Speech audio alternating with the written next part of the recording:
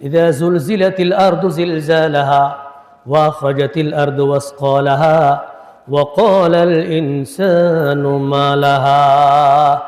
পৃথিবী ধ্বংস হয়ে যাবে, সমস্ত কিছু ধূলিসাৎ হয়ে যাবে, সমস্ত কিছু তুলারাশির মতো আকাশের মধ্যে উড়বে। এই পৃথিবীর মধ্যে একটি চিহ্ন থাকবেন, সেটা হচ্ছে একমাত্র আল মসজিদু বাইতুল্লাহ। সুবহানাল্লাহ।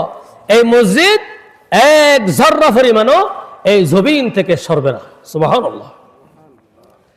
আল্লাহ পাক রব্বুল আলামিন কিয়ামত সংঘটিত হওয়ার পরে সমস্ত কিছু যখন ধ্বংস হয়ে যাবে, এই মসজিদকে হুকুম দিবেন, মসজিদ তুমি চলে আসো। এই মসজিদ প্রতিবাদ করবে আল্লাহর সাথে, রব্বুল আলামিন আমি অতক্ষণ পর্যন্ত এই জমিন থেকে লড়ব না এক যররা পরিমাণ, যতক্ষণ পর্যন্ত এই মসজিদের মধ্যে যারা খেদমত করেছেন, অর্থ যোগান করেছেন, টাকা পয়সা দিয়েছেন, নামাজ পড়েছেন, একটি সিজদা করেছেন, যতক্ষণ পর্যন্ত এই মসজিদের মধ্যে প্রবেশ করবে না, ততক্ষণ পর্যন্ত আমি মসজিদ এই জমিন থেকে লড়ব না। সুবহানাল্লাহ। এই মসজিদের দায়িত্ব যারা পালন করে, আমি মনে করি সবচেয়ে পৃথিবীর মধ্যে শ্রেষ্ঠ দায়িত্ব। সুতরাং মসজিদের সম্পৃক্ত আরো সম্পর্ক আরো বাড়াইতে হবে। আমরা এই মসজিদগুলো সুন্দর করতেছি, শুধু আমাদের গ্রামে না, সিটাঙে আরো বেশি সৌন্দর্য মসজিদ, কিন্তু মুসল্লি নেই। জাহান্নামের ফেরেশতা আমাদের প্রশ্ন করবেন, যদি জাহান্নামে যেতে হয়, চারটি প্রশ্ন করবেন। কয়টি? চারটি প্রশ্ন করবেন। ইয়াতাসাআলুনা আনিল মুজরিমিনা মা সালাকাকুম ফি সাকর। চারটি প্রশ্ন করবেন। সর্বপ্রথম কিয়ামত সংঘটিত হওয়ার পরে আল্লাহ পাক সুবহানাহু ওয়া তাআলা আমাদের সবাইকে আমলনামা দিবেন, বিচার সম্পন্ন করবেন। পৃথিবীর সবচেয়ে সর্বপ্রথম ফরকালের মধ্যে বিচার হবে। আউয়ালু মা ইউহাসাবু বিহিল আবদু ইয়াউমাল কিয়ামাতিস সালাহ। কিয়ামত সংঘটিত হওয়ার পরে আল্লাহ পাক সুবহানাহু ওয়া তাআলা সর্বপ্রথম প্রশ্ন করবেন, বান্দারে পৃথিবীর মধ্যে দীর্ঘদিন হায়াত পেয়েছিলা, বসবাস করেছিলা, তুমি নামাজ কায়েম করেছো না প্রতিষ্ঠা করেছো, নাকি নামাজ আদায় করেছো? আউয়ালু মা ইউহাসাবু বিহিল আবদু ইয়াউমাল কিয়ামাতিস সালাহ। সর্বপ্রথম প্রশ্ন করা হবে। এই প্রশ্নের উত্তরের মধ্যে আমরা সবাই হেরে যাব। এই হিসাব, এই প্রশ্ন করার পরে আল্লাহ পাক রব্বুল আলামিন আমাদের সবাইকে উত্তর দিবেন, ইকরা আমলনামাটা পড়ো। এই যে আজকে আমাদের এই মসজিদের সবার দায়িত্ব পালন করেছেন দায়িত্বশীল ভাই, আমার পাশাপাশি আমার স্যার,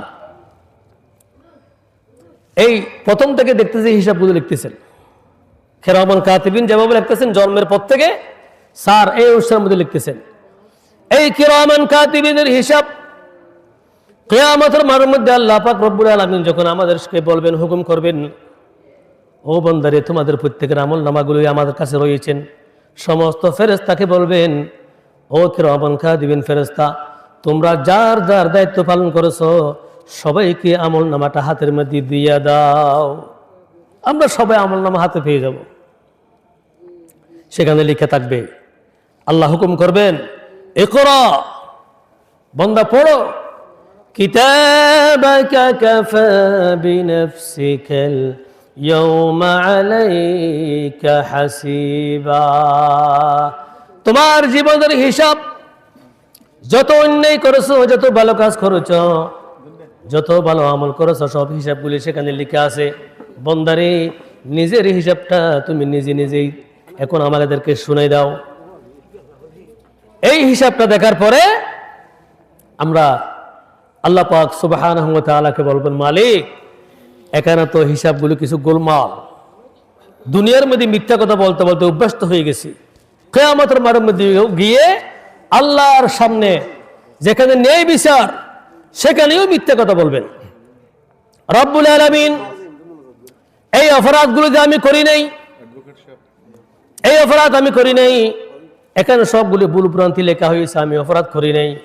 আল্লাহ পাক রব্বুল আলামিন হুকুম করবেন, বান্দারে তুমি সবুর করো, তোমাকে আমি বলতেছি اليوم نختم على أفواههم وتكلمنا أيديهم وتشهد أرجلهم بما كانوا يكسبون আল্লাহর হুকুমে আমাদের প্রত্যেকের জবান বন্ধ হয়ে যাবে। আমার আপনার প্রত্যেকের হাতেই কথা বলবেন, পায়ে কথা বলবেন। কোন জায়গার মধ্যে ন্যায়ভাবে বিচার করেছে কিনা সব কথাগুলি আল্লাহর দরবারে বলে দিবেন। রব্বুল আলামিন, এই নাফরমান বান্দা দুনিয়ার মধ্যে অনেক বছর আপনার নিয়ামত খেয়েছিলেন, হায়াত পেয়েছিলেন, কিন্তু নাফরমানি করতেন, কখনো আপনার শুকর করতে পারে নাই। এই হাত দিয়ে মানুষের উপর অত্যাচার করেছেন, জুলুম করেছেন, মারধর করেছেন, জাল ভোট দিয়েছেন। ওই কিয়ামতের দিন আল্লাহ পাক সুবহানাহু ওয়া তাআলা যখন বলবেন তোমার সমস্ত হিসাবগুলি বরাবর হয়ে গেল, তোমার সমস্ত হিসাব ইয়াউমা তাশহাদু আলাইহিম আলসিনাতুহুম ওয়া আইদিহিম ওয়া আরজুলুহুম বিমা কানু ইয়ামালুন। তোমার হাত সাক্ষ্য দিল, তোমার শরীরের অঙ্গ প্রত্যঙ্গগুলো সাক্ষ্য দিল, বান্দা তুমি দুনিয়ার মধ্যে ভালো কাজ করতে পারো নাই, খারাপ কাজই করেছো। আমরা বলবো রব্বুল আলামিন আমি তো জানি নাই। ওয়াকালু লিজুলুদিহিম লিমা শাহিদতুম আলাইনা ক্বালু আনতাকানাল্লাহুল্লাযী আনতাকা কুল্লা শাই। রব্বুল আলামিন, আমি যদি দুনিয়ায় থাকা অবস্থায় জানতাম আমার এই হাত আমার বিপক্ষে সাক্ষ্য দিবে, আমার এই জিহ্বা আমার বিপক্ষে সাক্ষ্য দিবে, আমার শরীরের অঙ্গ প্রত্যঙ্গগুলি আমার বিপক্ষে সাক্ষ্য দিবে, আমি জীবনও এগুলা যত্ন করতাম না, হেফাজত করতাম না। আজকে বুঝলাম আপন বলতে একমাত্র প্রভু ছাড়া পৃথিবীর মধ্যে আর কেউ আছে নেই। আল্লাহ আমাদেরকে এত নিরাপত্তা দিয়েছে, এতভাবে নিরাপত্তা দিয়েছেন। নিরাপত্তা আল্লাহর নিরাপত্তা বড় না বান্দার নিরাপত্তা বলো, কোনটা বড় বেশি? আল্লাহর নিরাপত্তা সবচাইতে বড় বেশি। আমরা অনেকে দেহরক্ষী রাখি, নিরাপত্তা দিই, কিন্তু আল্লাহর কোরআনে বলেছেন লাহু মুআক্কিবাতুম মিন বাইনি ইয়াদাইহি ওয়া মিন খালফিহি ইয়াহফাজুনাহু মিন আমরিল্লাহ। ও মুসলমান, তোমার নিরাপত্তা দেওয়ার জন্য ফজরের নামাজ যদি জামাতের সহিত আদায় করতে পারো, সুবহানাল্লাহ, ফজরের নামাজ যদি জামাতের সহিত আদায় করতে পারো, ফজর থেকে আসর পর্যন্ত তোমার নিরাপত্তার জন্য ৭০,০০০ ফেরেশতা আমি নিযুক্ত করি, সুবহানাল্লাহ। আসরের নামাজ যদি জামাতের সহিত আদায় করতে পারো, আসর থেকে ফজর পর্যন্ত আবার ৭০,০০০ ফেরেশতা তোমার জন্য নিযুক্ত করা হয়। এটা হচ্ছে আল্লাহ পাক রব্বুল আলামিনের পক্ষ থেকে বিশাল নিরাপত্তা আমাদের জন্য, সুবহানাল্লাহ। ওয়া মিন খালফিহি ইয়াহফাজুনাহু মিন আমরিল্লাহ। আল্লাহর হুকুমে, আল্লাহর নিরাপত্তায় আমরা সবাই কি করি? সমস্ত কিছু করি ফেরেশতার নিরাপত্তার মাধ্যমে। যখন জাহান্নামের দরজায় যাবে, জাহান্নামের ফেরেশতা প্রশ্ন করবেন ইয়াতাসাআলুনা আনিল মুজরিমিন, ও মুজরিম ফাটি, জাহান্নামে কেন এসেছো তুমি? দুনিয়ার মধ্যে তোমাকে অনেক সুযোগ সুবিধা দেওয়া হয়েছিল, ভালো কাজ করেছিলে, 10 গুণ বাড়াই দিব। এক ওয়াক্ত না, 5 ওয়াক্ত নামাজ যদি আদায় করতা 50 ওয়াক্ত নামাজের আমল নামায় উঠে যেত, ঠিক কিনা? কিন্তু ওই সুযোগ পাওয়ার পরেই নামাজ পড়তে পারো নাই। জাহান্নামে কোন কারণে এসেছো? সর্বপ্রথম বলিবেন ও ফেরেশতারে 4টি অপরাধ করেছি বড় বড়। কয়টি? 4টি বড় বড় অপরাধ করেছি। ক্বালু লাম নাকু মিনাল মুসাল্লিন। রব্বুল আলামিন, এই দুনিয়ার মধ্যে যতদিন ছিলাম, ও ফেরেশতা, ও মালায়েকা ফেরেশতা, কোনদিন আমি মসজিদের মধ্যে মুসল্লি হতে পারি নাই। ক্বালু লাম নাকু মিনাল মুসাল্লিন, আমি মুসল্লি হতে পারি নাই। সব কিছু করেছি দুনিয়ার মধ্যে, সমস্ত কিছু করতে পেরেছি, কিন্তু মুসল্লি হতে পারি নাই। 2 নম্বর কারণ কি? ওয়ালাম নাকু নুতঈমুল মিসকিন। মিসকিনদের খাবার দিতাম না।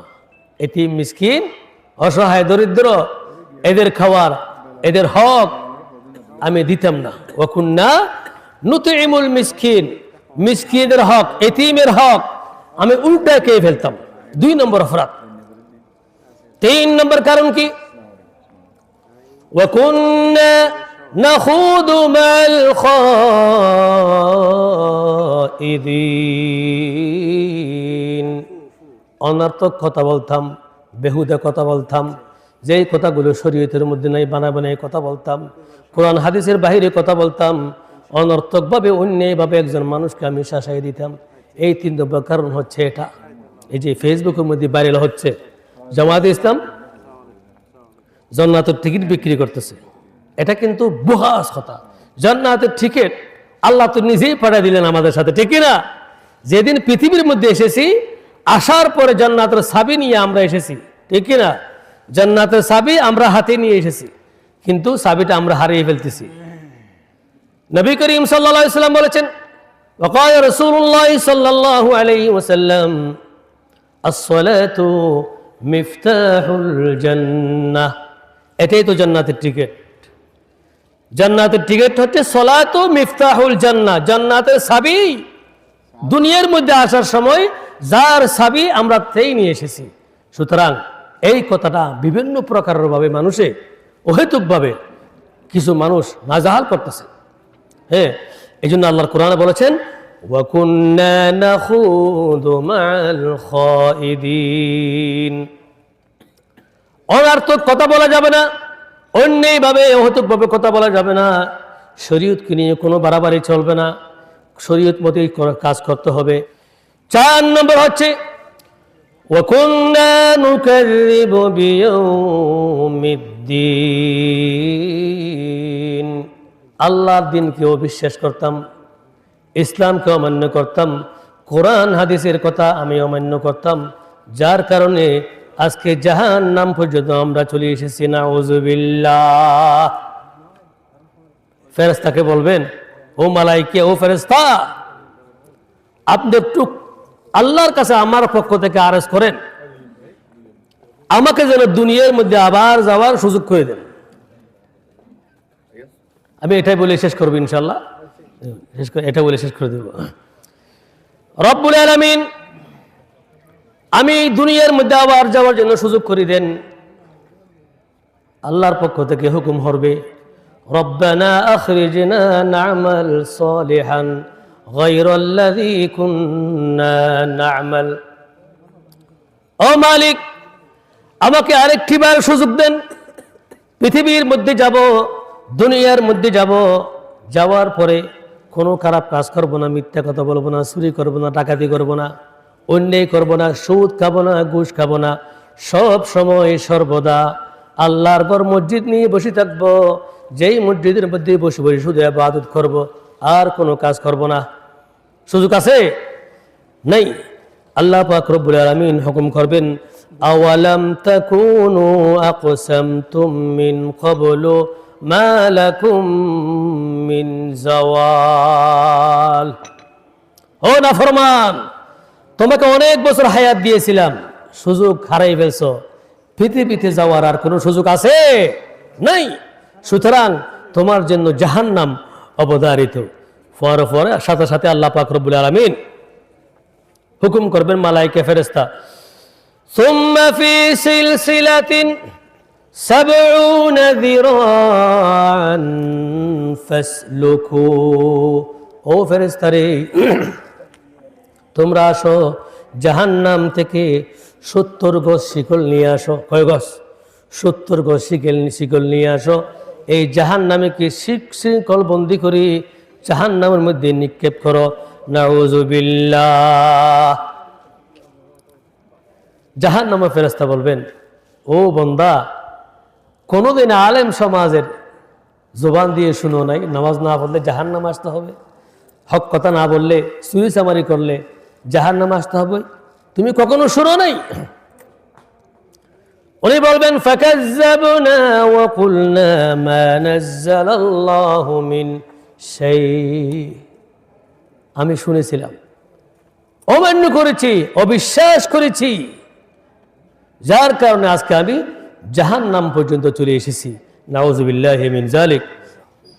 আলহামদুলিল্লাহ, আজকে অসংখ্য টাকা আমরা পেয়েছি মসজিদের মধ্যে। যে নবী করিম সাল্লাল্লাহু আলাইহি ওয়াসাল্লাম বলেছেন, মান বানা লিল্লাহি মসজিদান বানাল্লাহু লাহু বাইতান ফিল জান্নাহ।